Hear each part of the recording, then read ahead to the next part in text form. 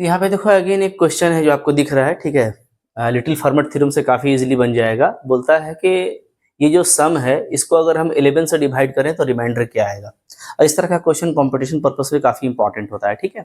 कुछ करना नहीं है। लिटिल फॉर्मेट थ्योरम क्या कहता है आपको कि अगर कोई प्राइम है, जैसे मान लो यहाँ पे मेरा 11 क्या है जी, एक प्राइम है, ठीक है। 11 से डिवाइड करना है मेरे को, तो अगर कोई प्राइम है तो उसके आप कोई को प्राइम इंटीजर ले लो, ठीक है। जैसे ए और पी, मान लो मैं ए लेता हूँ, ए और पी का जीसीडी 1 है, ए मेरा क्या कहलाएगा, पी के को प्राइम कहलाएगा, ठीक है।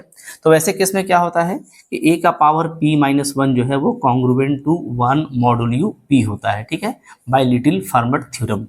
अब देखिए प्राइम आपका 11 है तो उसके हिसाब से क्या हो जाएगा, ये हो जाएगा a to the power 10 is congruent to 1 modulo 11, ठीक है। यानी हम किसी भी को प्राइम इंटीजर को अगर 11 से डिवाइड करेंगे तो उसका जो पावर 10 है या 10 का मल्टीपल, ठीक है, 10 या 10 का मल्टीपल, चूंकि 10 का कुछ भी पावर कीजिएगा तो आपको रिमाइंडर 1 ही मिलेगा।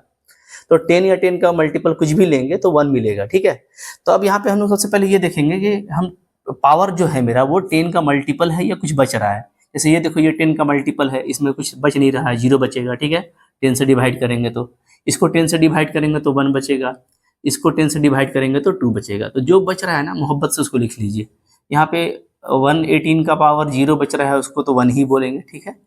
किसी का पावर 0 1 होता है। यहाँ पे पावर 1 बच रहा है तो ये 119 हो गया सिंपली।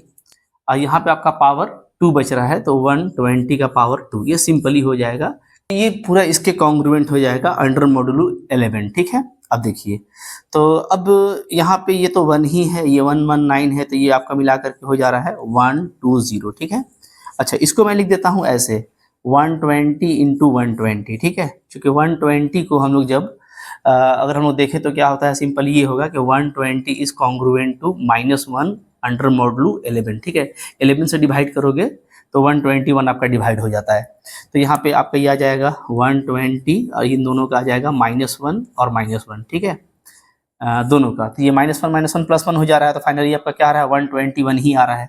अब 121 को आप 11 से डिवाइड करोगे तो कंप्लीटली डिवाइड हो जाएगा, कोई भी रिमाइंडर नहीं बचेगा, 0 इज द फाइनल रिमाइंडर। तो जो ऑप्शन नंबर ए है यहाँ पे 0 वो आपका करेक्ट रहेगा, ठीक है।